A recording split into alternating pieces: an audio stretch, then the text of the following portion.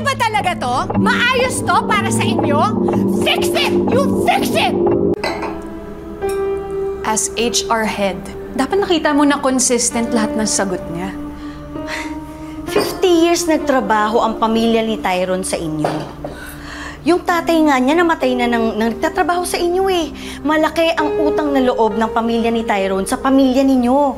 Bakit niya magagawa yun? May matinding pangangailangan. Tulad ng ano? He is married to you. Kayo ang may-ari ng kumpanyang to.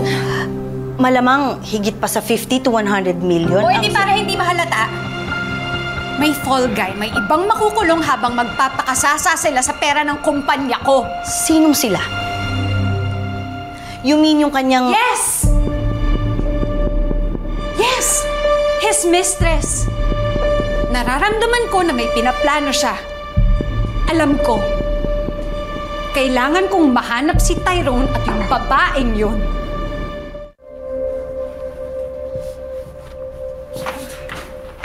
Gawa niyo ba talaga to? Maayos to para sa inyo? Fix it! You fix it! Walang kwenta!